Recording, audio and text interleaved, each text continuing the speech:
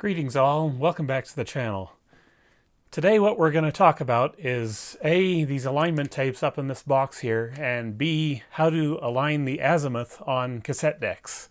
At least that's the plan. We'll see how far we get with this today. It's going to be a two-part video. We'll discuss these tapes first, and then we'll get into the azimuth part in the second part. So, before we do that, I just wanted to make mention, in my video last week on the Carver, which is this deck up here, I ran into a little bit of a problem when it came to capturing the audio on this thing. See, even though the cassette recorded just fine and played back just fine on the machine, this thing clipped, and I'm still trying to figure out why it clipped. I had the levels well below 0 decibels on here, and yet it still clipped. The only thing I can think is that there must have been a lot of infrasonic information in the recording causing this to clip, because I can't see any other reason for it to be doing that. So, very possibly those modifications to the Carver did increase its subsonic capabilities. But I just don't know that without actually measuring it. And I don't really have the tooling or the software to actually do a good job measuring stuff like that yet. So, yeah, that's basically going on supposition there. But I've decided that since this can't really do such a good job capturing audio from these tape decks anyway, that I was just going to go ahead and fix the Steinberg UR22. So I placed an order with Newark Electronics, what was it, yesterday I think? And I've got 2 more Nutric combination XLR phone plug connectors coming for that machine. And I've also got some Dow, I think it's 340 thermal grease coming for the that big Pioneer receiver you can kind of see up there. Or maybe you can't see it, I don't know. It's up there. Anyway, the Steinberg is going to be getting fixed, I hope. If I booger up the fix, I might have to go ahead and purchase a replacement for that, but I'll deal with that when the time comes. For now, let's get into these alignment tapes here. Now, when it comes to aligning cassette decks, there really is no replacement for good quality alignment tapes like these. I'm on a very tight budget here for now, so basically what I had to do was I had to do a lot of research to try and figure out what the best quality alignment tapes were out there at a price I could afford. Most of the time when you buy these alignment tapes, they're like $150 each, and most techs willingly pay that because that's what it takes to get good quality tapes like these. Now, I've mentioned in the past that I'm trying to fix up this Technics RSB 755 to do speed calibration tapes. And you can do those with a regular cassette deck, but you cannot do those with some of these alignment tapes, because some of these require specialized gear that can do full track recording, and you're not getting that out of a traditional tape deck. So these came from a gentleman by the name of Hans-Peter Roth. I hope I'm saying that right, out of Germany. So every one of these cassettes is in German, and I'm assuming you gotta pronounce these words as angrily as possible because they are German and all, but yeah, we've got 6 of them here. Let's see if we can arrange them so we can see them all. And basically, after doing a lot of research, I decided that these were sufficient quality enough, or likely to be sufficient quality enough to do for my purposes. So up here we have the azimuth tape. I've already used this twice on the Carver and the RCA on the table here, and we'll talk about that in a second. But there have been some reports of people not being satisfied with the shells on these azimuth tapes. Well, I can tell you right now, this one's fine. I am very satisfied with that. Now down here we've got the Dolby tape, 400 Hertz, plus or minus 0.5%. I'm sure I'll be having call to use that in the future. This is not, oh yeah, this is the speed test tape. And I'll tell you right now, I have evaluated this tape already on several machines I own. And sad to say, this is the only one I'm not satisfied with. It is, oh, let's see if I can get this other one here. it is significantly off compared to my Fix Your Audio reference tape here. So I'm going to tell you right now that if you want an actual decent quality speed calibration tape, just go to Fix Your Audio. This one is okay for double checking, but I will tell you right now the 3150 Hertz is off by maybe 10 Hertz. And I will also tell you that, let's see. Down here it says what he recorded them on, 0.08% wow and flutter. And I will tell you right now that this tape on every single machine I own exhibits worse wow and flutter than the Fix Your Audio tape. So this is still my main reference tape for that. But everything else here is fine. It's decent quality. It's really good. So at least as far as I can tell. Okay, so next tape.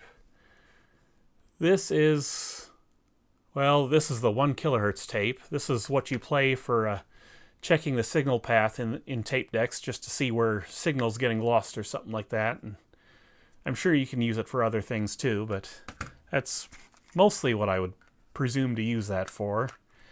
And this one is, I don't know, you'll have to tell me. 315 Hertz plus or minus 0.5%. 250, whatever the heck that is. I can't think about it right now. My brain's kind of running on fumes again. Yet another sleepless night. And this here's the frequency response tape. Once I get the ability to measure the frequency response of these decks, I'll be able to use this to see whether or not I've got these dialed in. So yeah, those are the tapes. And like I said, I have used the Azimuth tape twice before already. So I'm going to put the rest of these tapes away now. Let's try and set them off to the side here somewhere. And now we're going to get into part 2, the Azimuth adjustment. Now I had a comment on my video last week saying that the lousy Dolby C on this Carver deck was most likely due to azimuth issues, and I agreed with that. However, after aligning the azimuth on this thing, and it was off, but not by much, I must sadly conclude that that is not the problem with this. See, how do I say this? Well, actually, let's put it like this. You might be thinking, well, if the Dolby C is still off after azimuth alignment on this, doesn't that point to the Excelia XK007 as having alignment issues as well? And I thought of that at first as well, because both of these machines have had the head block partially off so I could get at the idler tires. And I will have to check the azimuth on the Excelia yet. But that is not causing the Dolby C issue on this. And the reason why is because I immediately took this here azimuth tape and aligned this machine. This is my RCA MTR 118, which I got for free from my folks one day back in the day. And the Carver was off only by a little bit, but this one was significantly off in both directions, as you might expect from being an auto reverse machine. So basically what I did was I used this to align this machine, and then I tested my YouTube demo tape, the one I used on the Carver, in this machine. And the Dolby C sounds perfect on this machine. So it's not the Excelia causing that issue. It's something inside the Carver deck yet. And I'll tell you right now, the Carver deck needs further service on the mechanism, because the head block is really not moving very well anymore. So, yeah, but after aligning the azimuth on this guy, it's even better sounding now.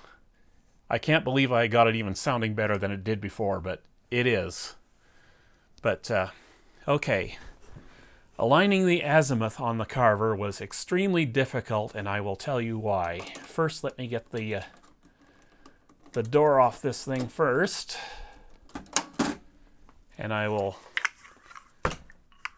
get you down in here. The azimuth adjustment is back in there. In that deep dark hole right there. Come on, gimbal, cooperate. It's probably about the best I can get it. I'm gonna try and get a flashlight in there. You see that hexagonal nut there? Initially, I thought that was the azimuth adjustment. Well, folks, that is the erase head adjustment. So I spent a lot of time twiddling around with that to no benefit. And I had to go back in and realign that once I figured out I was doing something wrong, but that's another tale. But the actual azimuth adjustment in there is beneath that hexagonal nut and well back inside the machine.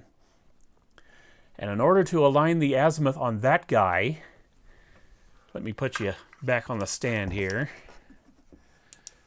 Basically what I had to do was I had to pull the entire transport out of this machine, pull the cover off the head block. I had to get a dental pick, scrape off all the old paint from the factory that was clogging the heads from me even putting a screwdriver on it.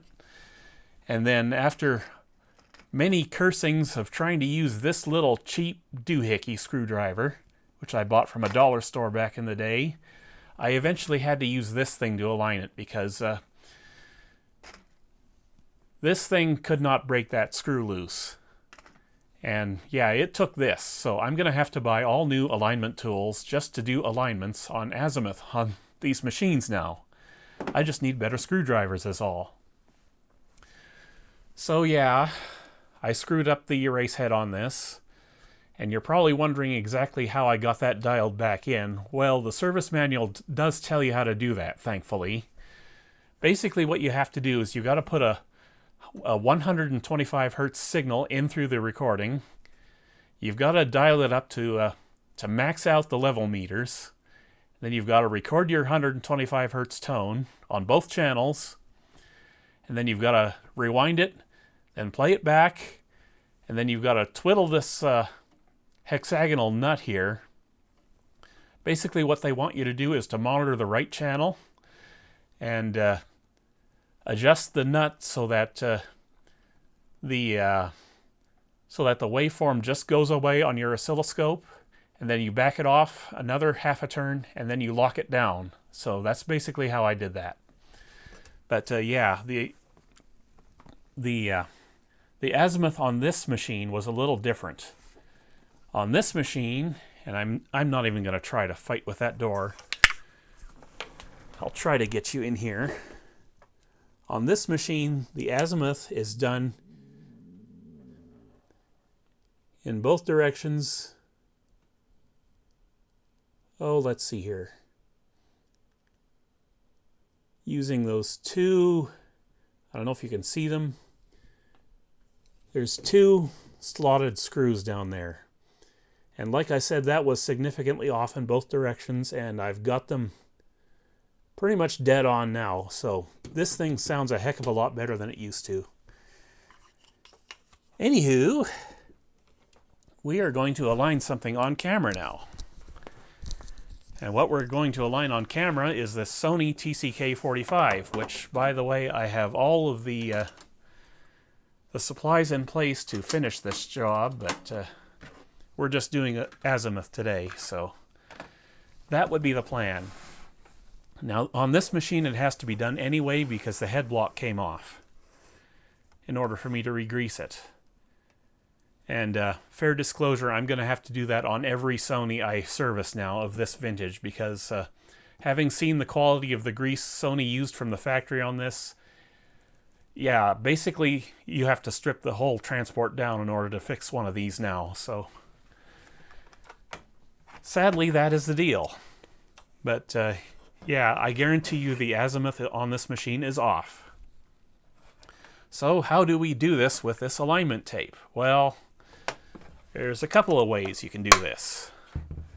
There's what you might call the A over B method, and there's the lissageur method, which is French for je ne sais quoi. Anyhow, I prefer to use the former, but I also use the latter to sort of double check my results. So let me plug this thing in because we need it plugged in. And I'll fire it up. And I'm going to plug in this little doohickey I made to do this job. Okay, where's the line out? We want gray on the right and black on the left. And you are about to find out exactly why I bought this particular oscilloscope. I knew I would need a signal generator, and I knew I would need a dual channel scope, so that's what this thing is doing here. That's why I spent more. And yeah, we should go back to the alignment tapes for just a quick little second here. When it comes to doing alignments on these things, like this machine in particular, tells you exactly how to do it in the service manual and which step to go by when it comes to doing alignments. Basically what Sony wants you to do is you need a scope and you need a VTVM, as they call it, a vacuum tube voltmeter. But that's how they did it back in the day. You don't need a vacuum tube voltmeter today. What you need is something that has a high enough impedance, not impudence. Like I said, my brain's off again today.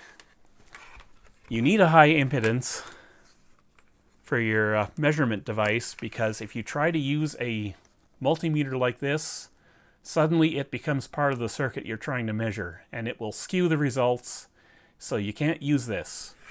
What you need is something with a high enough impedance to not do that. And the way you ideally not do that is to use a millivolt meter.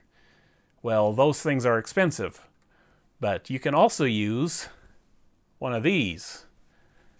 See, this one has the ability to measure the incoming waveform, so you can use that to do it, because the input impedance of this thing is 1 megohm. So it's perfect for doing these alignments with. And because it's got the signal generator, I can put any signal I want into these things and measure them in real time. And yes, I have checked. This will allow you to do both of those things. It'll run the signal generator and use the scope at the same time. So thank God for that. Okay, now, Azimuth. We got to go back to the topic at hand here. So I'm going to put this tape in already and rewind it. Man, I gotta tell you, this tape deck has never worked better. In living memory. It still has a little trouble with the autoplay and auto stop, but that's because I didn't fully lubricate the entire mechanism that's responsible for that. But we'll get to that when we get to the rest of the service job on this thing. So, what do we need to do to set up the azimuth on this? We're going to use the A over B method first. So, I've got these two probes here for the scope. I'm not exactly which scope they're from, because they date back to my johnnyguru.com days. And I thought they went back with the scope they were supposed to be with, but I'm actually not sure. They might have gone with the old analog scope I got as part of that deal with that ended up going in for recycling because it broke on the way here. So, yeah, I don't know where these came from, but I'm glad I have them because the scope only came with one probe. So, connections. Okay, blue is channel 1, so we're going to attach channel 1 to the left channel. That would be this one here. If I can do this properly. I sacrificed one of these El Cheapo audio cables for this because I've got other plans for it this week. Basically what I want to do is I want to shoot another video later this week on maybe that big JVC editing VCR. So I've got a solid 2 weeks of time I can use to finish up the work this needs doing, because I want to get it right. I ran this thing for 2 weeks or so during the holidays, and it never missed a beat. The rubber renew is still holding up in there. At least it was. Actually, let me check that really quick, because I would hate to eat up the alignment tape.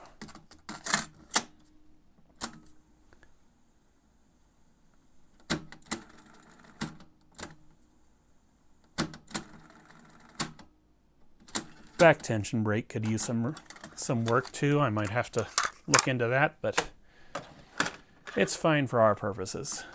It's working well enough. Now, in terms of actually doing the adjustments, I'm going to use my crappy screwdriver here because it's all I've got for now. I'm going to have to get on that immediately.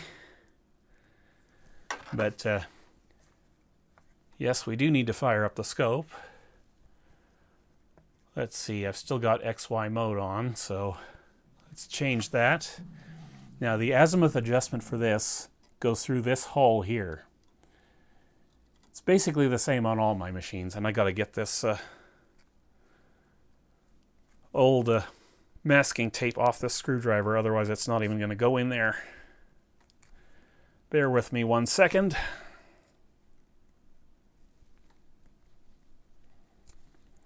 And no, there is not an actual bear with me. I just mean bear with me. Okay. Yeah, I'm going to try to find screwdrivers in the city tomorrow when I'm in town, but odds are pretty good I'm going to have to order new screwdrivers from Amazon again.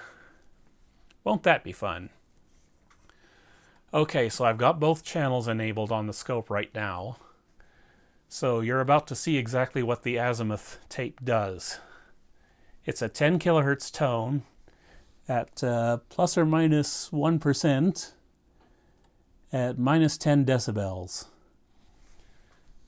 So basically what we want to do, just for a rough dialing in, is we want to make sure both level meters are reading the same and we peak them out as high as they'll go on the test tape. So I'm going to hit play. Wait for the tone to start. And there it goes. We've got one channel slightly higher than the other, but like I said, this thing needs full realignment, so yeah. Over on the scope here, I'll zoom you in. You can see both waveforms sort of overlaid on top of each other, and this is what I mean by A over B. You can see exactly what the signal is doing with relation to the other channel. So basically what we want to do is we want to line this up so that they're directly over top. This tells me that this machine is out of alignment and out of phase. Now, to do the Lisa thing, what we do is we go into the horizontal menu here and we go into XY mode. And we see this little circly dealy here. And that also tells you this thing's off. What you should see, if it's in full alignment, is a line going like that. And you can align it either way, but this is the way the service manual wants to do it, is in doing this Lisa thing. But I'm not doing it that way, at least at first. I'm going to use this. This way we can tell exactly when the signals is peaked on both channels, and yeah, that kind of dealy. So I hope I can budge this screw, because this can be very difficult with tools like this.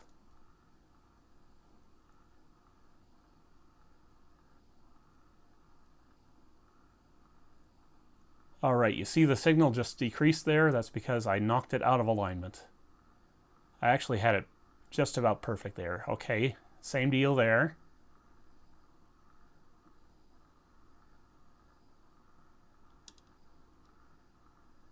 And it's okay if it jumps around a little bit. That's fine. I would expect that from a machine that's not quite fully serviced yet. But yes, this machine was off. Okay, we'll go back into XY mode. And there you go. That's what you want to see. It can jump around a little bit. Like House of Pain. That's going to put that song in my head today, isn't it? So yeah, basically this machine's in full alignment now. At least it should be. That was actually really easy to do on this machine. The Carver fought me for so long yesterday just doing this. But yeah, you just saw me line up the azimuth on this machine. I would do another deck, but I don't think I've got any right now that that I'm willing to fight with. I could check the Excelia, but the Excelia, if it's anything like the Carver, I'm going to have to pull the transport out to do it, and I just don't want to right now. So, yeah, but basically this is what I'm going to be doing on every single machine I service now. After finding out that both of these two machines were out of alignment, yeah, it has to be done.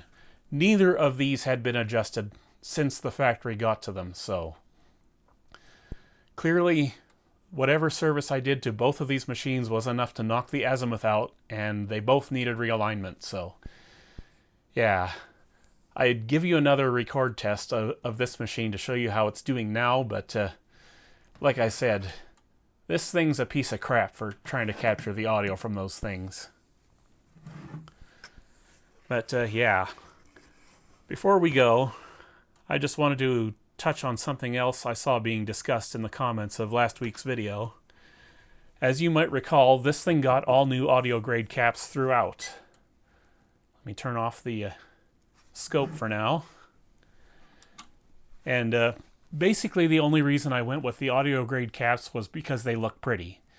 My own view on the whole audio capacitor debate is they basically don't do much for the signal, if they do anything at all. They're basically like $3,000 speaker cables that audiophiles buy. Yeah, they get the job done, but they don't really get the job done any better than traditional parts.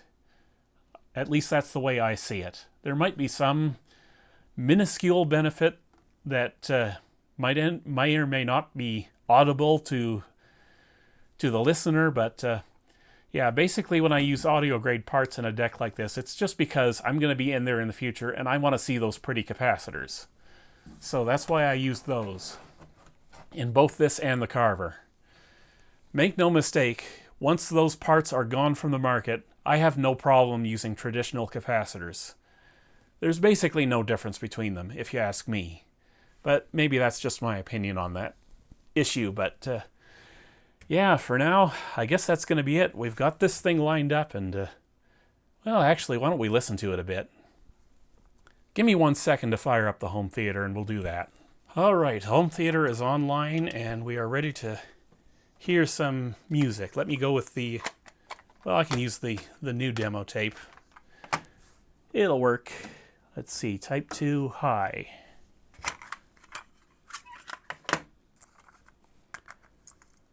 This thing has one heck of a lot of low end to it now. In fact, it's almost too much if you ask me. I don't know if that's the result of using audio grade capacitors or not. Like I said, I doubt it. I think it's just the fact that it's got all new capacitors throughout and it needs a full realignment now. So, looking forward to doing that in the next couple of weeks or so. All right, are we ready to go here? Yes, we are.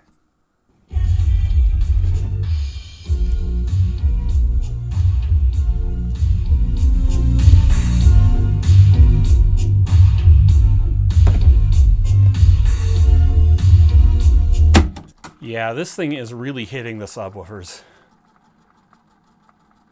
As expected, azimuth adjustment didn't really change much about that.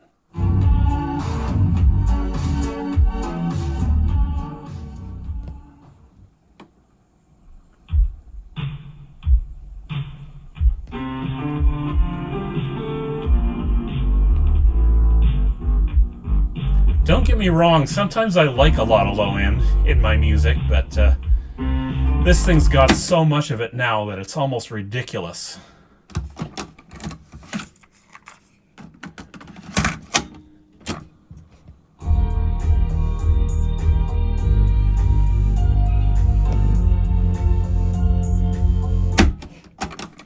Yeah, the high end does seem a little bit muted on this, despite realigning the azimuth here, so very clearly needs alignment yet. I don't think I'll be doing that on camera when I do the next video on this machine, but we'll see.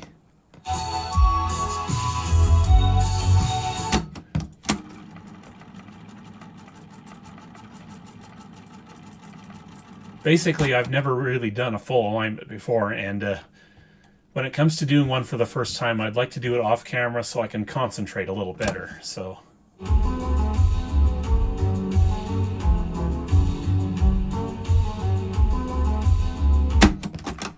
what the heck, let's fire up the Carver too. I'll show you exactly how that thing sounds now. Well, as best I can. Hopefully my thread locker should be solidified now, so the azimuth doesn't walk itself out of adjustment. This thing has fantastic treble now. It was good before I did the azimuth, but now it's incredible. I am very much a believer in A&T audio modifications now. Oh right, I gotta unmute.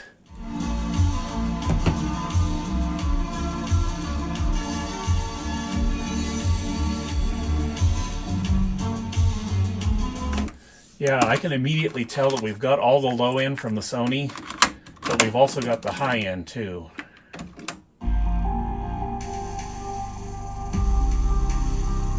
And if I pull in Dolby C,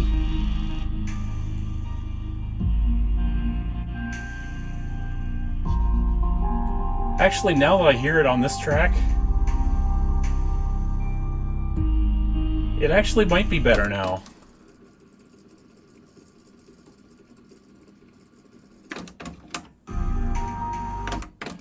So yeah, I bet the azimuth is slightly off on the Excelia, but not far enough to cause problems with most of my tape decks.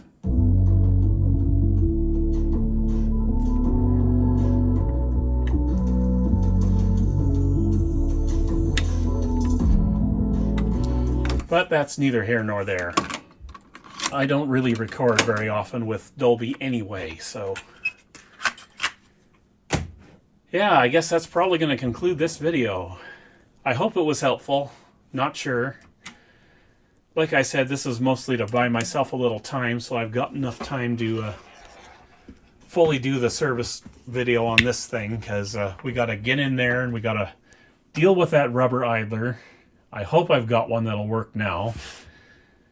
Got to replace every single trim pot that I will be adjusting on, because they're all corroded and lousy in this machine now. And yeah, I just hope I can get this back to sounding amazing, because it really did sound amazing back in the day. So this segment of the video takes place a couple of days after I shot the rest of it. It's become apparent to me that I've left a few things out that I probably should include in this video, so I'll try to go over those now. I made mention of locking down the azimuth adjustments on these things, and I didn't tell you exactly what to use for that. And I just wanted to mention that now. So usually what most techs will do is they'll use nail polish for that kind of thing, because it's low strength and it'll break loose easily. But you can also use, most likely, purple low strength thread locker, like from Loctite. You want to try and avoid using the blue or the red stuff, but unfortunately, I don't know, there must have been some kind of a short circuit in my brain or something, because I went ahead and I used this stuff on the azimuth screw in this thing. So yeah, I'm creating big problems with myself there, because that's going to be a bitch to get loose now.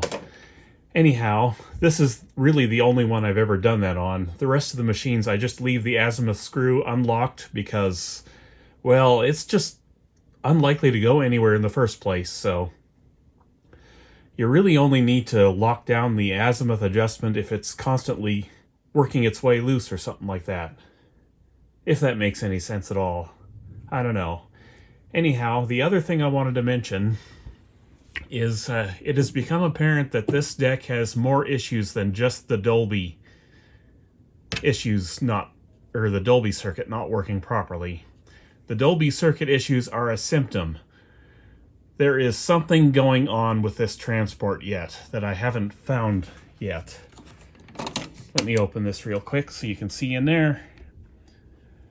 See, what I noticed while I was aligning the azimuth on this machine is I could get them lined up, but one channel was lower than the other. I believe it was the right channel. And usually when the right channel is lower, I think it's the right channel, could be the left channel, I could be mixed up. Usually when that happens, it means there's head wear.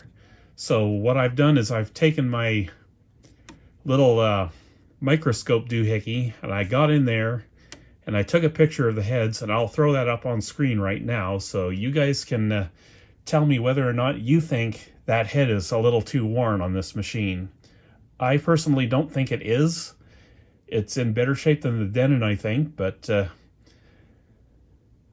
yeah, that's the other thing. I have aligned the azimuth on the Denon now, and the Denon is perfect. Both channels are nailed down on the Denon. They're both equal in volume. No issues there. The azimuth was off, but not by a heck of a lot. And yeah, so the Denon might actually be in considerably better shape than this machine. Somehow, I don't know. However, these Iowa decks are known, or these Iowa transports are known for these mechanisms to be very, very finicky. You have to get them exactly right, and if they're not right, they will fight you and fight you and fight you again. So, yeah, we already know that this deck has a problem moving the head block up and down now because it's extremely slow, and I'm going to have to get in there at some point to take the head block off and re-grease everything. But here's the problem with that. If you take the head block off of one of these things, or one of these Iowa transports, you have to have an alignment gauge to put it back on properly, and I don't have that. That is a very expensive thing to buy. I've never found a decent quality alignment gauge for anything like what I can afford. Yes, I know there are alignment gauges available from China for like 50 or 60 bucks. I do not trust those one bit. So, the only reliable source of a decent alignment gauge that I know of is Willie Herman, who services a lot of Nakamichi stuff. And I'm going to have to get one of his one of these days, but at the present time I cannot afford one, so I'm not getting one. So one more update before I conclude this video and go re-edit the video for a third time. I found and fixed the problem with this guy after my last segment. I decided I wasn't willing to take any crap from this thing, so I dug into it and I was fully committed to pulling the head block off and relubing everything. And then I found out real quick what the problem was. See, when I first got this machine, I did a partial service on it.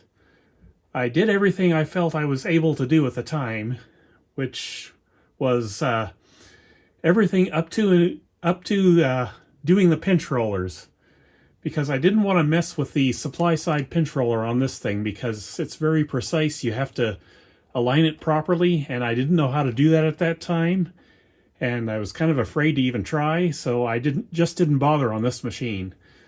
So yeah, the problem was bad grease on the pinch roller pivots on both sides. It was just about like glue, like you saw with the TCK 45 down here. So yeah, I got that fixed, and then I tackled the actual pinch rollers themselves, because I wasn't content to just leave the job half done this time. I pulled both pinch rollers out. I pulled the pinch rollers out of the arms, and I found out that the supply side pinch roller was not moving freely. So that was another issue that this thing had that I have now since cured. It's got moly coat in it right now, so shouldn't be a problem for a few more, at least I hope a few more years, if not decades. But yeah, this thing's all right now. I got it all lined up again. I basically set the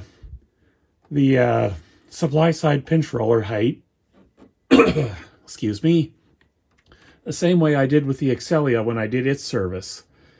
I just got it roughly dialed in by listening to it, and then I finished the rest on the scope with the azimuth tape. And then I dialed in the azimuth as well.